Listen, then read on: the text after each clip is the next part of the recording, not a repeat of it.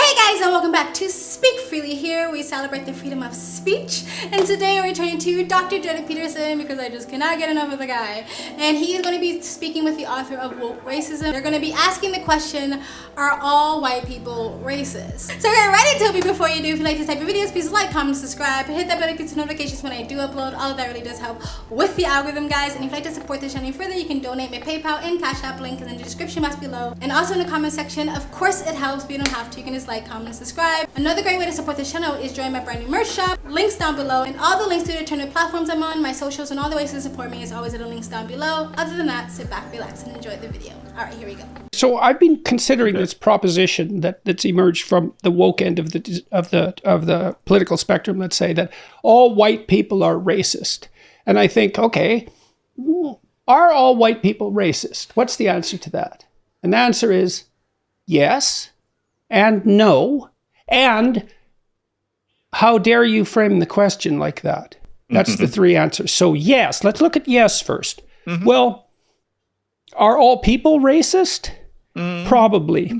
Yeah. Probably. Like, we have really, really intense in-group affiliative tendencies. And yet we're supposed to suppose that maybe especially North American white people can learn to not be racist, unlike all other people in the world. That's a tough proposition. Well, all of us, it's very difficult for all of us to overcome our in-group biases. And we never even want to do it completely because we want to love our family specially. And we also only have a limited amount of time and attention. So we have to love some people specially or do nothing at all for anyone. So this is a huge problem. So by stating it that way, that all white people are racist, you make racism a subcategory of white, and you actually underplay the terrible catastrophe and significance of the problem. And that's very dangerous because we all have to contend with this in-group preference and our proclivity to demonize anyone we put in the out-group. And that's a terrible tendency. Yeah, and that question is one of them where I depart from what I wish were my comrades, in that are all white people racist? You know what? Probably to some extent. The white person who couldn't have an ounce of racism identified in them, even with sophisticated psychological testing, is probably vanishingly rare. Sure. And my sense of it is, when it's gotten to the point that it has, who cares? And I've often said to audiences, and I've watched some black people in audiences, having not heard this, understand what I mean.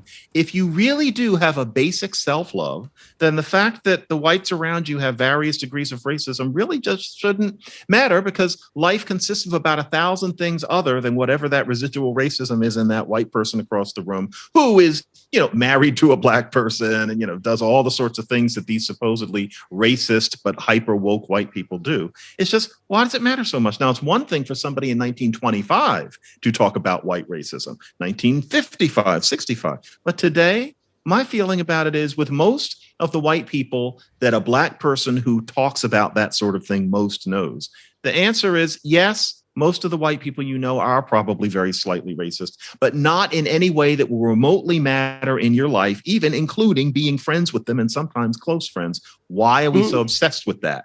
And I think that's a very legitimate question. Life is about so much more than obsessing over something like that, except that when you obsess over something like that, you're part of a group. It's us versus them. And you have a sense of purpose and a sense of virtue because you're the person who's being racist. But I find that a rather feeble way of going about an existence with true virtue. I've never used that word so much as today. It might also... Stopping it there. Okay. I slightly disagree, but hear me out.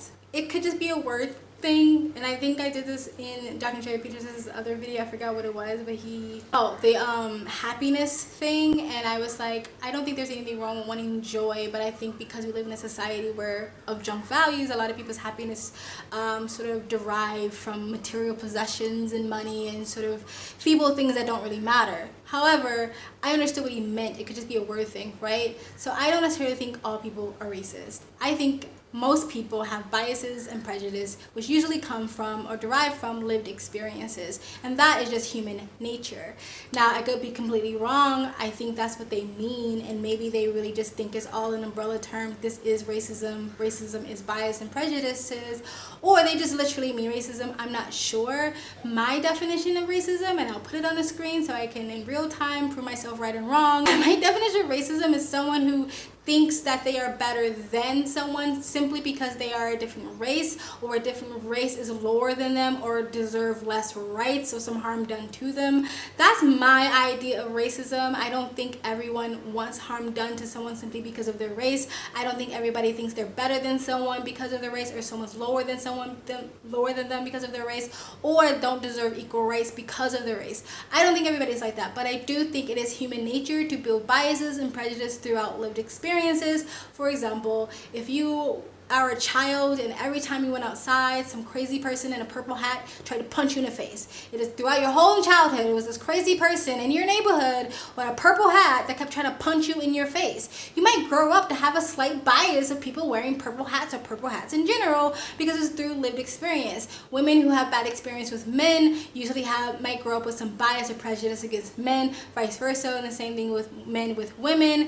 If someone harmed you in some way and they happen to be black, white, or Asian, you might grow up with a bias or prejudice against that race. Now, as you become an adult and you evolve as a human being, you try to unlearn those biases and prejudice, realizing just because some bad men or a man did harm to you does not mean all men are bad, vice versa with men and women. And just because someone hurt you of a certain race doesn't mean that everybody of that certain race are bad or harmful.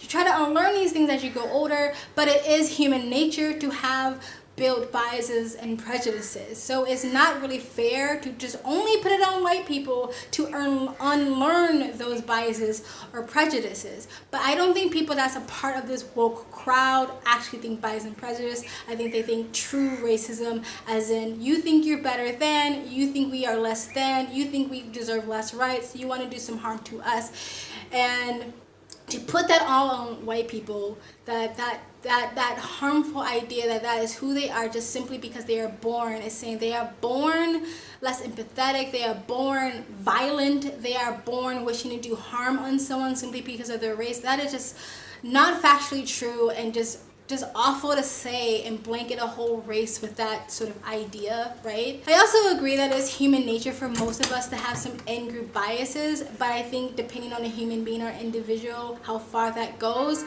Like Dr. Jordan Peterson said, he mentioned family. You can have in-group biases with family, and some people have no in-group biases with their family at all, because some people have terrible families and they create their family outside of their biological family. But then you create your family and then you have in-group bias within that family. Some individuals are tribalists, meaning that they need to belong to some sort of tribe or some sort of community, and they're willing to adapt whatever narrative or ideology they have to stay a part of that tribe or community. I think there's differences between a tribe and community. I think tribes can become very toxic and dangerous, and community is usually more loving and helpful. If you're an individualist, you usually have less urge for that. Most individualists will not drop all their values and their ideas or adopt another ideology just to belong to a tribe, because they're kind of okay with being alone and sort of having their own belief system without needing someone else to confirm it to them. It doesn't mean that individualists cannot belong to a community of anything like that, like we're like all asshole hermits, but it just means when you're individualist, you're less likely to just do whatever it takes to belong to some sort of tribe or group, right? And I do agree that when you have these really toxic sort of these tribes that can have in-group biases, they can become very dangerous and toxic to people outside of that group. We've seen it with like mob culture, mob attack culture and stuff like that, usually coming from the left, but it happens on either side. And I also agree that your average racist that really has no power to do anything much to you unless they're actually doing harm to you, but just having a mentality of I'm racist and I don't like black people or I don't like trans people or whatever, most of them keep it to themselves. They just may not be very nice to you, but like, why should that take up so much space in your world where there's so many things there's so many things outside of that make up your life, right? Again, we have a finite time on this planet. Why would I want to spend my time, my life, my mental state, my stress, my emotions on a person who is racist that don't care for me anyway, right? If there's a man on the corner who's racist and someone's like, that guy's racist, I'm not going to go then spend my time and my life trying to boycott him and tell everybody he's racist and ruin his life. I'm going to be like, cool, thanks for letting me know. I'll avoid that guy and I'll move on with my life. But people will spend so much of their precious life on something that doesn't really matter. And I think it's because A lot of people live in an age of validation and need people to validate themselves back to them. Validate my fatness, validate my blackness, validate my gayness. And it's like, if people don't fuck with you, why are you even wasting your time or your mental energy on them? Just move on with your life and be happy. Unless that person, again, is a judge or a cop or a lawyer or teacher that might be able to, because of their racism or biases, might actually be able to do some harm to you. But if it's like you're an average person, like, actually, who gives a fuck? Like, my life is so much more than that. Even like me being black and female is like a tiny percentage of who I am. But I think because a lot of people are part of this woke mob, being black or being female, being trans, being non-binary, it's like everything to them. So any tiny little micro threat to that is like catastrophic to their lives. I remember like a friend one time, she like sent me a picture on Facebook, and it was like, when this whole thing about teenage girls on Instagram like blackfishing and blackfacing and black accenting and, you know, getting really dark tans and dressing urban and stuff like that, and people were getting upset with that. And she was like, what do you think of this? She sent me like a picture of one of them, and I said, I think I will not spend any mental energy thinking about what a teenager, a 16-year-old does in her spare time on Instagram. Why would I spend any mental or emotional energy on what a child is doing on social media? Like, but people see that and they will literally lose their minds over it. And it's like, you're giving this person so much of your energy. You're freely throwing away precious time of your life over someone that's not really doing anything to you. At the end of the day, that teenage girl dressing urban is not going to have really that much effect on your life, of if any. So why are you spending your time even thinking about it? All right, my run is done. We're getting back into the video. So indicate interference with the process of coming to terms with your own in-group preference and tendency to derogate whatever out-group you happen to be surrounded by. I mean, I do see this as a terribly deep human problem. You know, I presume that in the 1970s that Jane Goodall found that chimps go on raiding parties, right? And that was a major league discovery. It shows how that proclivity to demonize the out-group is at least 6 million years old. Right? Definitely. It's deep and it's in us. And so, and we all have to contend with it. And so now we could have an intelligent conversation nonetheless about the manner in which the predominance of one ethnic group in a given society might exacerbate those tendencies. Of course. But that's something that's certainly independent of the notion that all white people are racist. Right? And then you can also see that, you know, it's easy to believe that progress doesn't happen than to admit that it happens slowly. The degree to which most white Americans are racist in 2021, not to mention white Canadians from what I've seen, is much, much smaller than anybody would have expected about 30 years ago. So the question is also just extent. And yet virtue is excellence in my mind. If we're talking about Aristotle, virtue is not moral upstandingness, it's excellence. You can't be excellent. You can't live an excellent life if you're hobbled in distorted views of what racism is and how much it matters. These particular things will not allow you to be the best that you can be, unless you think that the best that you can be is somebody who is hyper articulate about discussing bias against other people. And what a narrow topic. There's so much to do. And so I just chafe against it. I think that's an excellent place to close, if you don't mind. And I really enjoyed our conversation. It flew by as far as I was concerned. All right, that's it, guys. That was a short little clip. Again, Dr. Peterson is the one who edited this clip out of a longer talk, so you can go on his channel if you want to see the whole thing. I believe it's a bit over an hour.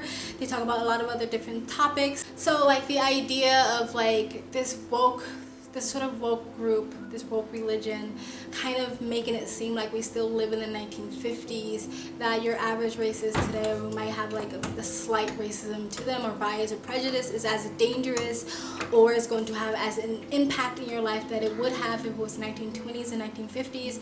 That is a lot what these progressive woke sort of groups do. Like, even when it comes like feminism, like women pretending we still live in the 1950s where you have no rights and stuff like that. It's like they have to kind of live there for their ideology to sort of make sense, right? And also they think that only white people can be racist because they believe that they have more power over people of color because they sort of like make it seem like the elite of the group, right? The elites of the West, who might happen to be more white than everyone else, is proof that white people have more power, instead of just seeing it that is the elite. And most white people have nothing to do with the elite. Like, that they happen to maybe be more white, but that doesn't mean that their power is given to all the other whites on the planet, right? And there was another video that I want to watch that talked about like how much of a majority are white people, period, because we keep using this as an idea that they have more power, but white people are very much about to lose that majority. So are we still gonna have the same talking points when they're not the majority anymore? You know, they're not the majority of the graduates in universities. They're not being hired as much as people of color anymore. This power that they're talking about, again, hinges on this idea, because the elite, most of the elite people are white. That means white people have more power. No, most white people have nothing to do with the elite groups. And I agree, you cannot be excellent if you're hobbled in this idea of oppression, because again, your idea of oppression comes from like as if we're still living in the 1950s. Therefore, you person won't actually take advantage of all the advantages or privileges you do have to advance your life, because you still think that you're so oppressed that it's impossible for you to do so anyway. So it is sad that people hyper focus on these things, because I tell you, there is so much more to life. Life can be really, really tragic, but life can be really, really beautiful. And if you choose to only focus on the tragic, then that is your decision to make. You are personally making a decision to make your life more horrible than it really has to be by hyper focusing on all the negatives, instead of really appreciating and being grateful and having gratitude for all the positives and privileges that you do have. Anyway, guys, that's it. Let me know what you think in the comment section below, what Dr. Jordan Peterson said, what the author of Woke Racism said. If anybody read his book or planning on reading this book, let us know how it was in the comment section below. Please comment however you want to comment your opinions on this video in the comment section below. Please like, comment, subscribe, hit that bell to get notifications when I do upload. All of that really does help with the algorithm, guys. And if you'd like to support the channel even further, you can donate. My PayPal link is in the description box below and also in the comment section. Of course, it helps, but you don't have to. You can just like, comment, and subscribe. I also have a second travel vlog channel. I travel as a lifestyle, or I live abroad. If you'd like to know where I am in the world, you can go to the description box below and also in the comment section. Hit the link, go subscribe to my travel vlog channel, and or follow me on my travel Instagram. My stories is usually what's most up to date, and you guys have an amazing day. Bye!